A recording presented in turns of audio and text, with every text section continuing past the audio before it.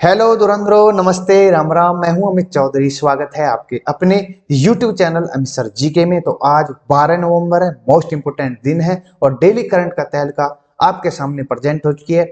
जैसा कि मैं हर रोज बताता हूं अपनी क्लास के अंतर्गत, मेरी हर क्लास के अंतर्गत जितने भी 10 से 12 क्वेश्चन होते हैं, मोस्ट इंपोर्टेंट होते हैं, उन सभी को मैं डीपली वाइज, पॉइंट वाइज समझाने की कोशिश करता हूं, ताकि इस क्वेश्चन से रिलेटेड कोई क्वेश्चन पूछे तो आप प्रॉपर तरीके से देकर उसको आंसर, ठीक है। जैसे मैं हर रोज की तरह बताता हूँ अपने भाइयों को, बहनों को, जो भी प्रिपरेशन कर रहे हो, जिस भी पेपर का आप टारगेट कर रखा है उससे रिलेटेड, जैसे एसएससी से रिलेटेड, सी टेट होने वाला है नेक्स्ट मंथ, बैंक से रिलेटेड या किसी भी डिफेंस से रिलेटेड 101% मेरी डेली करंट के तहलके के अंतर्गत से देखने को मिलेगा आपको क्वेश्चन, जो कि मोस्ट इंपोर्टेंट है। मेरी क्लास, मेरा सेशन हिंदी इंग्लिश दोनों में होती है और पीडीएफ आपको प्रोवाइड कर देता हूं मैं, पीडीएफ अपने टेलीग्राम चैनल पर, ठीक है। तो शुरू करते हैं आज की क्लास को। जैसे कि नवंबर के महत्वपूर्ण दिवस आपके सामने है। 1 नवंबर को विश्व शाकाहारी दिवस मनाया जाता है। 5 नवंबर को विश्व रेडियोग्राफी दिवस। ये 8 नवंबर कर लेना, इसको मैं काटूंगा इसको किसी दिन, ठीक है। तो 9 नवंबर को विश्व सेवा दिवस होता है। और जितने भी दिवस थे मैं प्रॉपर तरीके से अपने क्वेश्चन के अंतर्गत लेकर चला हूं अभी तक, जो भी है, ठीक है। आपने विश्व कैंसर दिवस कब मनाया जाता है और विश्व के अंतर्गत पूछिए राष्ट्रीय कैंसर दिवस कब मनाया जाता है, ये दोनों कंपेयर करके मुझे बताना। नेक्स्ट क्वेश्चन, सॉरी, तो फर्स्ट क्वेश्चन आपके सामने है। आज का पहला क्वेश्चन आपके सामने, उपराष्ट्रपति जगदीप धनखड़, इंपोर्टेंट है, बिल्कुल आराम से समझेंगे। जो उपराष्ट्रपति हमारे जगदीप धनखड़ है, बिल्कुल है, इंपोर्टेंट है। आपको यह बताना है मुझे कि ये कौन से नंबर के उपराष्ट्रपति है। जैसा कि 15 नंबर की राष्ट्रपति है हमारी द्रौपदी मुर्मू जी, जो कि उड़ीसा से हैं, पहली आदिवासी राष्ट्रपति हैं, ये आपको पता होगी। उसी प्रकार से जगदीप धनखड़ आपको सामने देख रहे होंगे, ये राजस्थान से हैं, ठीक है। पर लेकिन आपको ये बताना है कौन से नंबर के उपराष्ट्रपति बने हैं। तो हम बात पर अपने क्वेश्चन पर आते हैं कि धनखड़ साहब जो किस शहर में एशियान भारत स्मारक शिखर सम्मेलन और 17वें पूर्वी एशिया शिखर सम्मेलन में भाग ले रहे हैं। इंपोर्टेंट है, मतलब भाग लेंगे आगे आने वाली डेट में। मैं बताता चलूंगा ये कौन सा शहर है, वेटिकन है या ओसाका है, कंबोडिया है, काठमांडू है। तो इंपोर्टेंट क्वेश्चन है, आपसे यहाँ से क्वेश्चन पूछेगा, क्योंकि पहली यात्रा है इनकी, या फिर किसी सम्मेलन में भाग लेने जा रहे हैं, पहली बार जा रहे हैं उपराष्ट्रपति साहब जगदीप धनखड़, ठीक है। तो ये इसका राइट आंसर हो जाता है कंबोडिया, सी, मतलब कि third is the right answer. मैं थोड़ा बताता चलूं, कंबोडिया इन शिखर सम्मेलनों की मेजबानी एशियन के वर्तमान अध्यक्ष के रूप में कर रहा है इस समय फिलहाल। और जगदीप धनखड़ कंबोडिया के 3 दिवसीय दौरे पर होंगे। उपराष्ट्रपति के रूप में यह पहली विदेशी यात्रा होगी जगदीप धनखड़ साहब की, ठीक है। आपको बताना है या फिर आप सर्च मार लेना कि ये कौन से नंबर के उपराष्ट्रपति बने हैं। नेक्स्ट क्वेश्चन की तरफ चलते हैं। जीवन विज्ञान डेटा के लिए भारत का राष्ट्रीय कोष 10 नवंबर को लॉन्च किया गया है। इंपोर्टेंट है, ठीक है। ये कौन सा नंबर का है, ये पहला है, चौथा है, छठा है, पांचवा है। तो इसका राइट आंसर होता है पहला है, ठीक है मेरे भाई। ये इंपोर्टेंट है, ध्यान रखना बिल्कुल, ठीक है। पहले नंबर का राष्ट्रीय कोष हो रहा है, जो कि 10 नवंबर में हुआ था, सॉरी, कल जो परसों जो हुआ था, ये इंपोर्टेंट है, आपको ध्यान रखना, ठीक है। तो इसके बारे में थोड़ा बता दूं कि जीवन विज्ञान डाटा है, इसके लिए भारत का पहला राष्ट्रीय कोष था, ठीक है, जिसको representative Indian biological data centre BDC doctor Jitendra Singh द्वारा फरीदाबाद हरियाणा में लॉन्च किया गया है। इसको जीवन विज्ञान डेटा के लिए, ठीक है, भारत के अंतर्गत है, ठीक है। इसको कनेक्ट किया है हरियाणा के फरीदाबाद में, इसको लॉन्च किया, ठीक है। इसे जैव प्रौद्योगिकी विभाग कहा जाता है या डीबीटी कहा जाता है। फुल फॉर्म इसकी नीचे डिपार्टमेंट ऑफ बायोटेक्नोलॉजी कहते हैं, ठीक है मेरा। इसको स्थापित किया गया। इससे पहले यूरोप और अमेरिका के रिप्रेजेंटेटिव में जीवन विज्ञान के आंकड़ों के किए जाते थे, और फिलहाल अब जो अपने भारत के अंतर्गत हरियाणा के फरीदाबाद में इसको स्थापित किया गया है। इंपोर्टेंट क्वेश्चन है हरियाणा वालों के लिए, ठीक है। तो नेक्स्ट क्वेश्चन की तरफ चलते हैं। लेखक मधु कंकरिया और डॉक्टर माधव हाडा ने क्रमश 31वां और 32वां कौन सा पुरस्कार जीता है। ये इंपोर्टेंट क्वेश्चन है, बिल्कुल हर साल दिया जाता है। अर्जुन अर्जुन पुरस्कार है, दादा साहब फाल्के पुरस्कार है, बिहारी पुरस्कार है, साहित्य अकादमी। तो यहाँ पर Bihari Puraskar, C is the right answer हो जाता है मेरे भाई, C is the right answer. Bihari Puraskar इन दोनों को दिए गए हैं, जो कि लेखक है मधु कंकारिया जी और डॉक्टर माधव हाडा। 31 और 32 दोनों इनको ही प्राप्त हुए हैं। तो मैं बता दूं थोड़ा इनके बारे में, ये हर साल बिरला के बिरला फाउंडेशन के द्वारा दिया जाता है। और मधु कंकरिया ने अपने 2018 में उनको उपन्यास, ये उपन्यास याद कर लेना, हम यहाँ थे, के लिए पुरस्कार जीता। वहीं पर कंकरिया को 2021 का बिहारी पुरस्कार दिया गया है। उनका उपन्यास हम यहाँ थे झारखंड में आदिवासियों के ऊपर ये है, बनाई गई है इनके, जो खुद का उपन्यास है। ठीक है मेरे भाई। जो पट्टाकोर, खुले गगन के लाल सितारे, सलाम आखिरी, भारी दोपहर के अंधेरे, उनकी लिखी हुई किताबें हैं। ये सभी आपको ध्यान करने, क्या पता आपसे पूछ ले। ठीक है।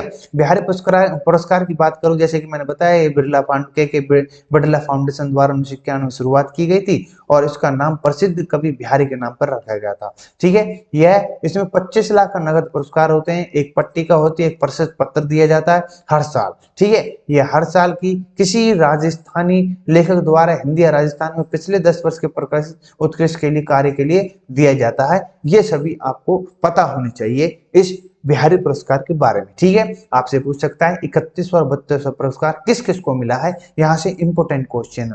ठीक है। नेक्स्ट क्वेश्चन की तरफ बढ़ते हैं। किस राज्य सरकार द्वारा 10 नवंबर 2022 को बाजरा दिवस मनाया गया? इंपोर्टेंट क्वेश्चन है मेरे भाई। तो ये राजस्थान सरकार द्वारा बनाया गया है, उड़ीसा या फिर तमिलनाडु या गुजरात। तो यहाँ पर राइट आंसर होता है Orissa, B is the right answer हो जाता है। ठीक है।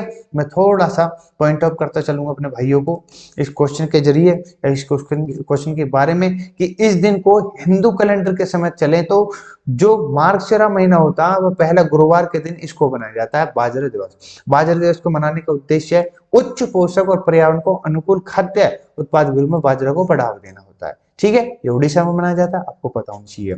बाजरा जो है प्रोटीन, फाइबर, खनिज, आयरन, कैल्शियम से भरपूर होता है। इसे पानी की कम आवश्यकता होती है। ठीक है। बाजरा को अप्रैल 2018 में पोषक अनाज के रूप में अधिसूचित किया गया था। वर्ष 2018 को राष्ट्रीय बाजरा वर्ष के रूप में मनाया गया था। अब जो अंतरराष्ट्रीय बाजरा दिवस होगा वो नेक्स्ट ईयर है। अब 2022 चलिए 2023 नीचे लिखा भी हुआ है मैंने। ये इंपोर्टेंट आपसे पूछ सकता है कि अंतरराष्ट्रीय बाजरा वर्ष कब मनाया जाएगा 2023 में, और कब राष्ट्रीय बाजरा दिवस वर्ष मनाया जाए, ये 2018 में था। ठीक है मेरे भाई। दोनों पॉइंट क्लियर हो गए होंगे। नेक्स्ट क्वेश्चन पर चलो सीधा, कोई दिक्कत नहीं है किसी प्रकार की। भारत और किस देश ने सहयोग बढ़ाने के लिए अपनी प्रतिबद्धता दोहराई है? ये इंपॉर्टेंट क्वेश्चन है। ब्रिटेन है, अमेरिका है, बेलारूस है या रूस है? तो Belarus is the right answer. ठीक है। ये आपको पता होना चाहिए। ठीक है। इंपोर्टेंट क्वेश्चन है। बेलारूस के साथ सहयोग है व्यापार को लेकर के, आर्थिक, वैज्ञानिक, टेक्नोलॉजी और संस्कृति सहयोग पर।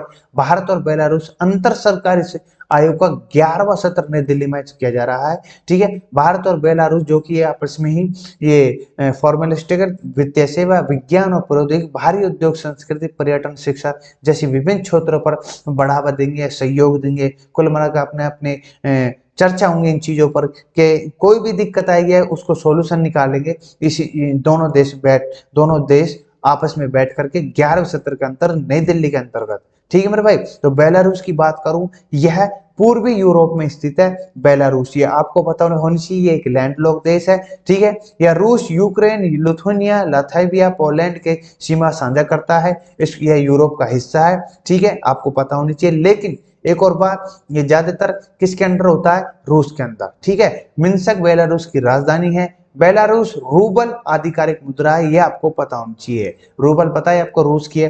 तो अलेक्जेंडर लुकाकू वर्तमान के राष्ट्रपति हैं किसके? बेलारूस के। तो आपको पता होनी चाहिए इनकी भी। ठीक है। क्योंकि अब भारत और बेलारूस दोनों मिलकर के एक नई दिल्ली के अंतर्गत सत्र में बैठे हुए हैं। नेक्स्ट क्वेश्चन आपके सामने। हाँ, वैश्विक उत्पादन के 41% के साथ बाजरा का प्रमुख उत्पादक देश कौन सा है? इंपोर्टेंट है, ध्यान पूर्वक सुन लेना। बाजरा की बात हुई यहाँ पर। अभी मैंने बताया बाजरा दिवस किस में बनाया गया? उड़ीसा के अंतर्गत। ठीक है। तो चीन में है, रूस में है या फिर भारत में, अमेरिका में। 41% के साथ बाजरा प्रमुख उत्पादक में से तो अपना भारत है, सी इज द राइट आंसर हो जाता है। कभी चीन लगाया हो। ठीक है। भारत विश्व में बाजरे के अग्रणी उत्पादकों में से एक है, जिसका वैश्विक उत्पादन में अनुमानित 41% हिस्सा है। भारत सरकार ने बाजरा के निर्यात को बढ़ावा देने के लिए विदेशों में भारतीय मिशनों के साथ साथ वैश्विक खुदरा सुपरमार्केट को शामिल करने के लिए रणनीति तैयार की है। ये आपको पता होना चाहिए। सिंपल है, उत्पादक अपना भारत 41% हिस्सा है जिसका वैश्विक तौर पर। ठीक है, वैश्विक स्तर पर। तो नेक्स्ट क्वेश्चन के साथ चलते हैं। अब नेक्स्ट क्वेश्चन आपके सामने है भाई, किसी भी प्रकार से आपको कोई दिक्कत आई क्वेश्चन के अंतर्गत या किसी भी इंग्लिश में या किसी भी पॉइंट में आपको लगे कि मुझे यहाँ प्रॉब्लम हो रही है, तो मुझसे आप पूछ सकते हो, कमेंट में पूछ सकते हो मेरे भाई। ठीक है, भाई करके, भाई कह करके, कोई भी बहन है भाई बोल करके, मेरे से कोई भी आपको हेल्प लेनी है किसी प्रकार से, बिल्कुल फ्री है, और यूट्यूब पर है, सब कुछ मेरा फ्री रहता है, आप प्रॉपर तरीके से पढ़ सकते हो। ठीक है, तो क्वेश्चन पर चलते हैं। जीके से रिलेटेड सिर्फ ज्योग्राफी हो, पॉलिटिकल हो, हिस्ट्री है, तीनों के notes free on YouTube, Telegram पर पढ़ी, मेरी पीडीएफ पढ़ी है, सब कुछ फ्री है, ऑन यूट्यूब पर भी है, क्लासेस पढ़ी हुई है। ठीक है, तो एशियाई यूनिवर्सिटी रैंकिंग में भारत से शीर्ष स्थान पर कौन सा संस्थान है? IIT Bombay, IIT Bengaluru, IIT Delhi, IIT Kolkata. फिलहाल जो एशियाई यूनिवर्सिटी रैंकिंग जारी की गई है वो अभी फिलहाल जो भारत में बताऊं तो आईआईटी बॉम्बे नंबर 1 पर, भारत की बात कर रहा हूँ। विश्व स्तर पर मैं बता चलूंगा आपको दो इन सभी के बारे में, जो कि क्यूएस जो है केवा Calvary Symonds Asia university ranking के 2023 संस्करण में कुल 118 भारतीय विश्वविद्यालयों को शामिल किया गया। आईआईटी बॉम्बे को इस साल 40वीं रैंक रखा गया है। यह भारत का शीर्ष रैंक संस्थान है और स्थान है। और आईआईटी जो बी के साथ आईआईटी दिल्ली 46वें पर है। भारतीय विज्ञान संस्थान आईआईएससी जो है बेंगलुरु 52 और आईआईटी मद्रास 59। शीर्ष 10 में 5 विश्वविद्यालय चीन के हैं, ये भी आपको पता होना चाहिए, गौर देना चाहिए। ठीक है मेरे भाई, शीर्ष 10 में जो टॉप के 10 है उनमें से 5 तो चीन की हैं, यहाँ टॉप 50 में ये एक है।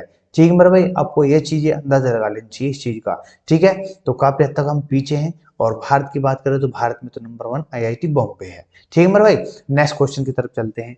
किस देश ने middle east green initiative launch किया है? ठीक है, इंपोर्टेंट क्वेश्चन है, यहाँ से क्वेश्चन पिछली बार भी आया था, तो जर्मनी, सऊदी अरब, पुर्तगाल या फिर स्विट्जरलैंड। तो ये जो किया है मिडल ईस्ट ग्रीन इनिशिएटिव, तो सऊदी अरब ने किया, B is the right answer हो जाता है। यहाँ पर मैं थोड़ा सा पॉइंट करूं इनके बारे में। सऊदी अरब के क्राउन प्रिंस मोहम्मद बिन सलमान ने कहा है कि राज्य अगले 10 वर्षों में मिडल ईस्ट ग्रीन इनिशिएटिव में 2.5 बिलियन अमेरिकी डॉलर का योगदान देगा और इसके मुख्यालय की मेजबानी करेगा। ठीक है, मिडल ईस्ट ग्रीन इनिशिएटिव को क्राउन प्रिंस द्वारा 2021 में क्षेत्रीय कार्बन उत्सर्जन को कम करने का प्रयास करने के तहत लॉन्च किया गया था। और इस पहल का उद्देश्य मैन है क्षेत्रीय हाइड्रोकार्बन उत्पादन से कार्बन उत्सर्जन को 60% अधिक कम करना है। ये आपको पता होना चाहिए। कुल मिलाकर इस पर काम करा जा रहा है। ठीक है मेरे भाई, कहने का मतलब यही है।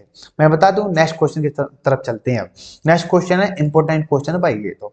All India rubber industry association का अध्यक्ष हाल ही में किसे नियुक्त किया गया है? तो राजनाथ सिंह है, आदित्य योगी, रमेश केजरीवाल समझते हैं। तो रमेश केजरीवाल आपको दिख भी रहे होंगे, इनको सिलेक्ट किया गया, इंपोर्टेंट है।